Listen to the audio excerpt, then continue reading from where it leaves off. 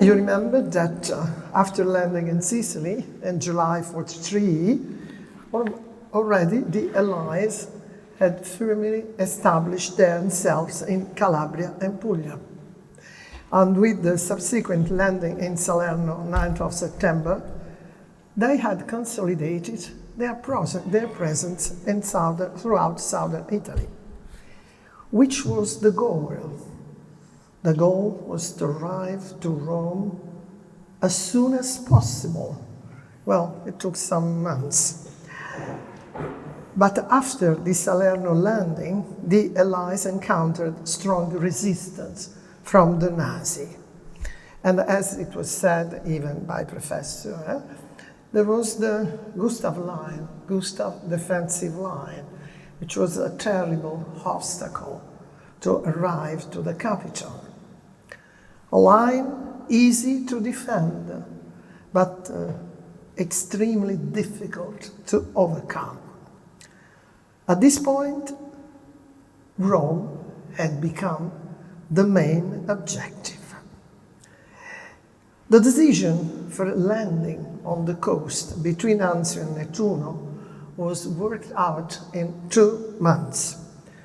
The most convinced of a landing a few kilometers from Rome, beside President Roosevelt, was Churchill, who strongly argued that a major amphibious operation should be organized to reach the capital.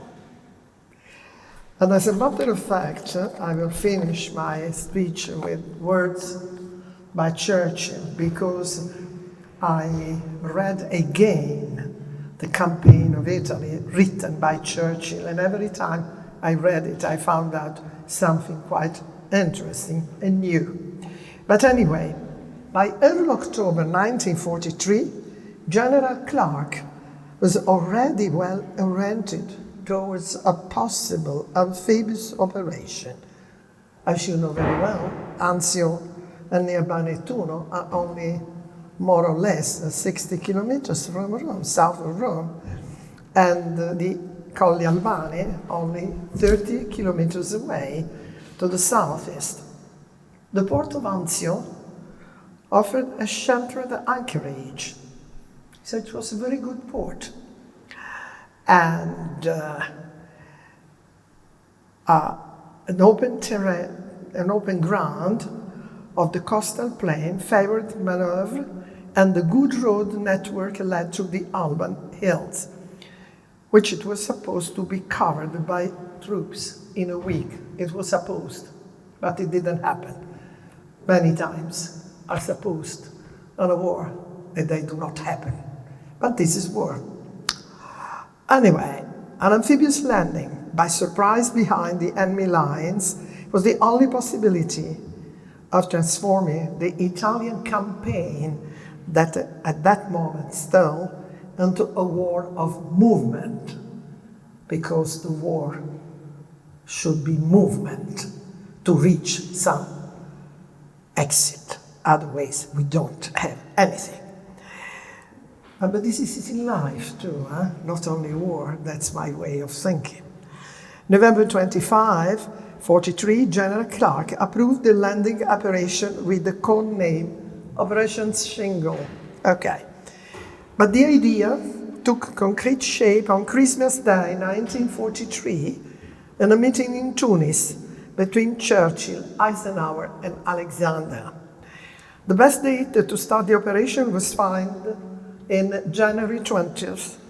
The General Fifth Army had started the offensive against the Gustav Line a few days earlier. Alexander, after many ideas, announced that the day for Italy should be established between January 22 and January 25. All things seemed to be favorable to the Allies, but the landing force had to be strong enough to cut or at least threaten communications. The Allied amphibious force and General Clark initially were composed about 24,000 men. and then it was increased to 40,000, and then at the very end there were more than 100,000.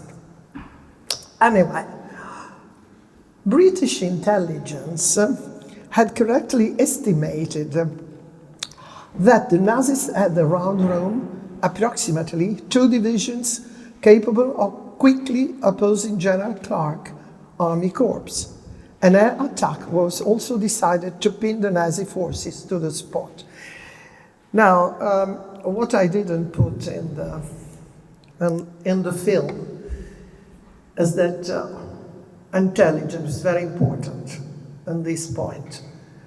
Very important. From the Nazi point of view, from the British point of view, from the American point of view. And all the war in this period was done according to intelligence. And this is strange because normally it's not written down. But since it's a long time that I'm studying intelligence, I found out that it's very important to look at the information that were done by the intelligence corps in that period. Very important. And then you can understand a certain move if you read the intelligence. The strange move, let's say. Anyway, as you have seen in the film, January 18, 1943, the Allies carried out landing tests near Naples. That was not a success. Anyway, so they lost 43 amphibious vehicles and other war material. Clark was forced to quickly cover those losses and to reassure Lucas, John Porter Lucas, that at that moment was the general designated in command, and to reassure Lucas by giving him very little chance of encountering serious obstacle as the Germans were firmly established north of Rome. That's what he thought. Lucas wondered and asked if the higher command had intelligence information that had not been passed to him. Were there any indications that the Germans intended to defend the Gustav Line and go north of Rome? If the Germans intended to retreat, then it was even more necessary, he thought, to have well-trained and well-equipped forces to intercept and destroy retreating enemies. Lucas was, in a way, was very right anyway. Forces and means that the planning of operation did not contemplate. When it was reiterated to Lucas that the primary mission was to lead the troops to the mainland and secure the bridgehead, he found himself increasingly in open conflict with the ideas of the Allied High Command, because not always high commands agree between them, not always. So, anyway, the divergence of views had, also, before or after, or it's a way to tell me to cut. Okay, never mind. Well, anyway, this divergence of views had negative effects, that's for sure. Anyway, the ships of the assault convoy set sail from Naples on afternoon of 21st of January. Responsibility for embarkation and disembarkation and support for the anti-forces fell to Admiral Lowry. Some naval units would have preceded the land assault forces to locate the beaches and mark them with colored lines. After dawn, a naval rescue group would prepare the landing pontoons. I skip the technical details because you can read them very easily. Anyway, Lucas' indecisions went on, and it's well represented in what he wrote in his diary. Unless we get what we want, the operation becomes a desperate undertaking that should not be attempted. These are the words of General Lucas. But anyway, the landing began on the night of January 22, shortly after midnight. The first day was relatively easy, but the Abwehr was very productive.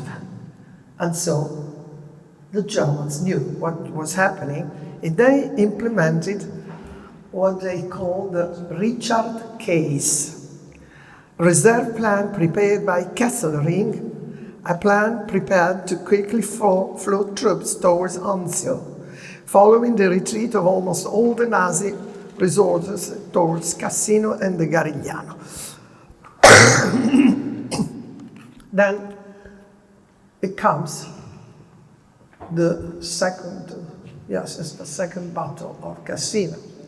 But I skip the details. Anyway, the port of Anzio was organized to receive the first landing ship, thanks an assault ship and amphibious supplies. Everything was concluded by the afternoon of January 22. At midnight, 36,000 men, 3,200 vehicles, 90% of the invasion force were on the shoreline. Only 13 killed, 97 wounded, and 44 missing. I should say a success.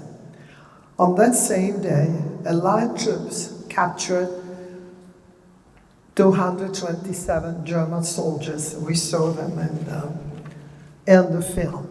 On the following days, the landed units continued to push inland to a depth of about 11 kilometers, opposing growing German resistance.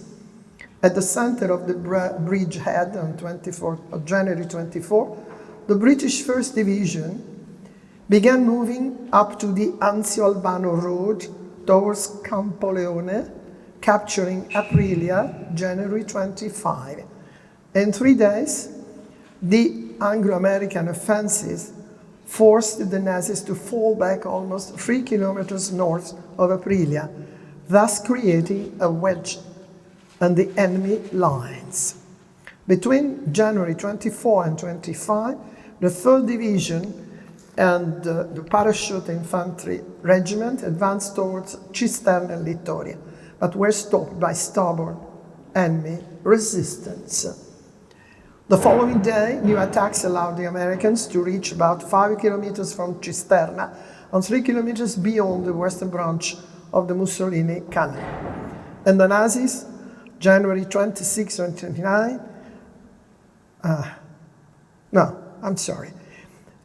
General Truscott, on the orders of the commander of Army Corps, ordered the interruption of the offensive. But it was quite difficult, this offensive. Very, very difficult. The Nazi reaction was more rapid than expected. Kesselring was a very nice commander. Immediately sent elements of the 4th Parachute Division of Hermann Göring south to the Rome area to defend the routes to Rome from the Alban Hills. So thousands of Nazi troops were converging on Anzio. As a matter of fact, the Germans themselves were surprised that the forces landed at Anzio and not immediately sent towards the Alban Hills. That comes out from the interception of the Abwehr and the Sicherheitsdienst, because they were sure that the Americans would push at once. So they were a little bit surprised that it didn't happen. On January 24, Kesselring ordered the transfer of the 14th Army to Anzio, a division for a total of 40,000 men. Kesselring ordered the counterattack for January 28, but this was postponed until February 1st to await further reinforcements, particularly armored units, which had been delayed by Allied aerial bombardment. When it attacked, the German 14th Army was 70,000 combat troops strong, was already deployed in forward staging areas, with several thousand more on the way. What was the most important thing? To try to liberate troops from the Gustav line, because the most important point is to cross the Gustav line, because the Anglo-Americans were south of the German line. The Anzio troops were on the north. And they, at the very beginning, they were made to be in support of the Fifth Army. When after the end, the Fifth Army went in support to the troops landed in Anzio. The bitter battle to reach Rome had begun in February, with many defeats and also many successes. Between January and May 1944, the fighting continued bitterly until June 4, 1944, when the Anglo-Americans liberated Rome. De Klerk arrived the day after, running because he knew that on the 6th there was the landing in Normandy, and he wanted to be there before. This is not Pettegolezzo, but this is new. It's written that he forced the thing. Churchill remained convinced that the landing of Nettuno and Anzio played a fundamental role in the liberation of Rome and for the success of the Normandy operation. Churchill wrote, these are words from Churchill, in a campaign of Italy, Second World War. This is the story of the Battle of Anzio, a story of great opportunities lost and hopes dashed, of a brilliant start on our part and an equally brilliant recovery by the enemy, of valorous deeds performed by both sides. I still go on in reading Churchill when I can, because for me it has been a lesson of history, reading this book. And another thing that I put in the book that I wrote about the resistance was the role of intelligence, as I told before, which is normally, I don't know why, forgot. I don't know why it's forgotten, because many things have been done according. For example, I didn't put it in, with this I finished, I didn't put it on my speech, on my documentary film. But the fact that the Abbey of Monte Cassino was bombarded because I don't remember if the English or the American, they intercepted a message.